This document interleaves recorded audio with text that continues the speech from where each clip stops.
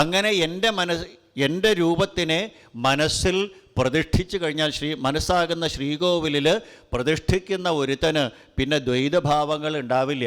അവൻ പിന്നെ സ്വാർത്ഥ കർമ്മങ്ങൾ ചെയ്യില്ല, കാമ്യകർമ്മങ്ങൾ ചെയ്യില്ല.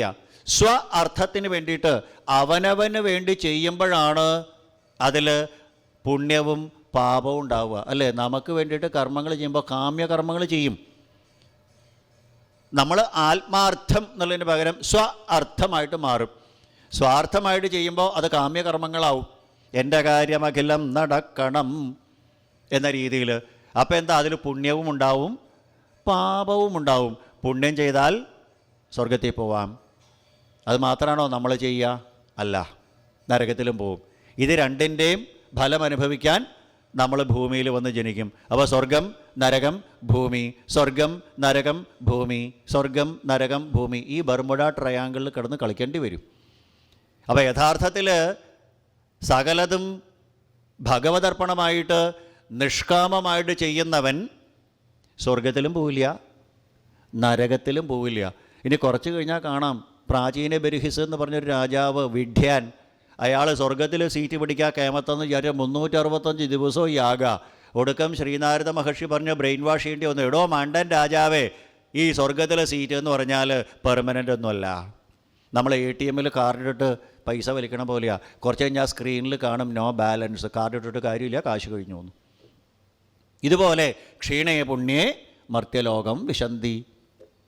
പുണ്യം ക്ഷയിച്ചു കഴിഞ്ഞാൽ സ്വർഗത്തിൽ നിന്ന് താഴെ പോകണം.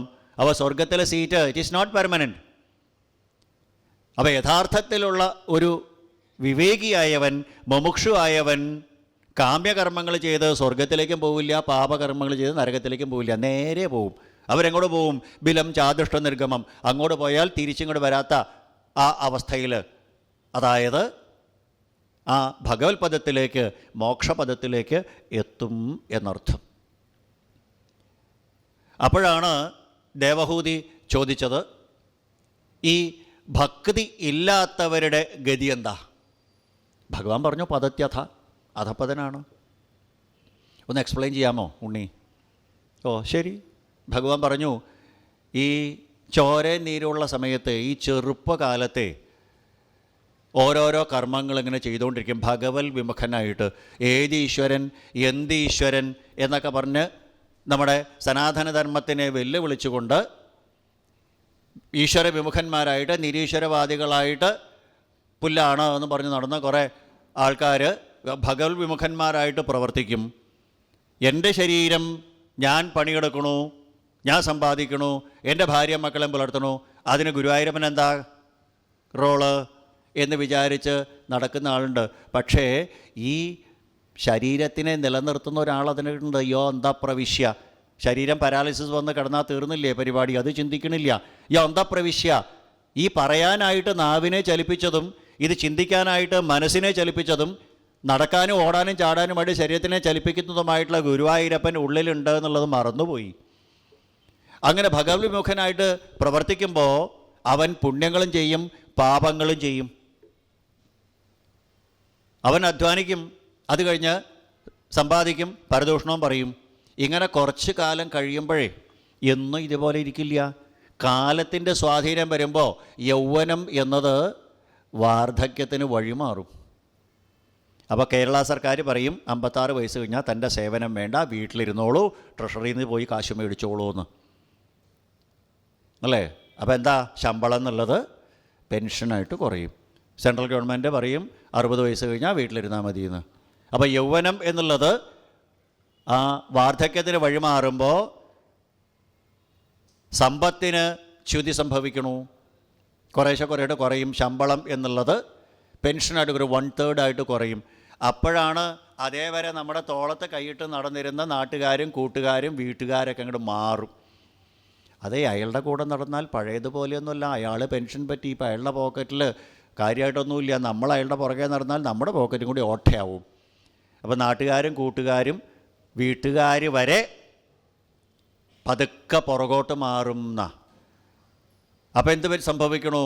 സൗഹൃദത്തിന് ക്ഷയം സംഭവിക്കണു, സമ്പത്തിന് ക്ഷയം സംഭവിക്കണു.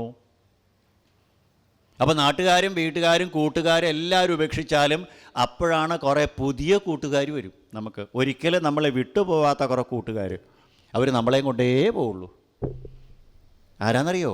Pressure, sugar, cholesterol, cancer, tumour, sodium കുറവ്, പൊട്ടാസ്യം കുറവ്, പാർക്കിൻസൺസ്, അൾഷിമേഴ്സ്, കുറേ റോയൽ ഡിസീസ്, രാജകീയ രോഗങ്ങൾ കൂട്ടുകാരായിട്ട് വരും. അവരൊരിക്കലും നമ്മളെ വിട്ടുപോകില്ല, നമ്മളെയും കൊണ്ടേ പോവുള്ളൂ. അങ്ങനെ കുറച്ച് കഴിയുമ്പോൾ എന്തുണ്ടാവണു? പൂർവജന്മകൃതം പാപം വ്യാധിരൂപേണ ജായതേ. ഈ മുജ്ജന്മമോ ഈ ജന്മം പണ്ടോ ചെയ്തതായിട്ടുള്ള രോഗങ്ങൾ, പാപകർമ്മങ്ങളാണ് രോഗങ്ങളായിട്ട് വരിക. ഒടുക്കം തിരിച്ച് കിടത്താൻ, മറിച്ച് കിടത്താൻ ഒക്കെ ആരെങ്കിലും സഹായം വേണ്ടി ഒരു ഹോം നേഴ്സോ മക്കളോ ആരെങ്കിലും തിരിച്ച് മാറ്റി കിടത്തേണ്ടി വരും. ഒരു സപ്താഹയജ്ഞത്തിന് പോലും അന്നദാനത്തിന് ഡൊണേഷൻ കൊടുക്കണ്ടാവില്ല. നഹി നഹി ബഹുദാനം അന്നദാന സമാനം എന്നാണ് പറയുക.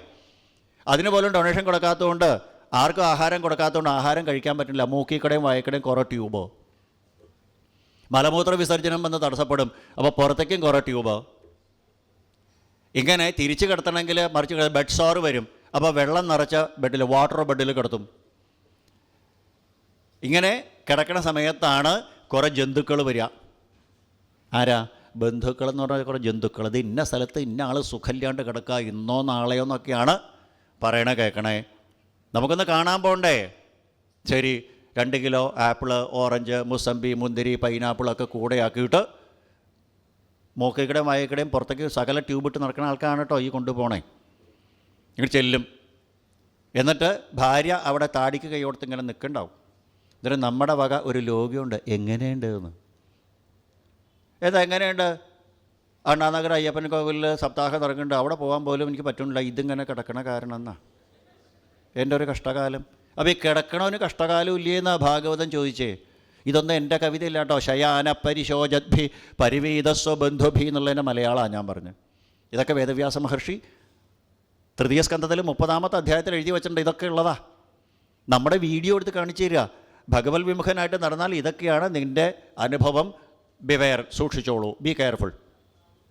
അങ്ങനെ ബന്ധുക്കൾ വന്ന് ചുറ്റും കൂടി ഇങ്ങനെ നിൽക്കണു. കുറച്ച് കാലം കഴിയുമ്പോൾ ഇതിങ്ങനെ ഇഞ്ചിഞ്ചായിട്ട് ഈ രോഗങ്ങൾ മുഴുവൻ, പാപങ്ങൾ മുഴുവൻ രോഗങ്ങളായിട്ട് വരും.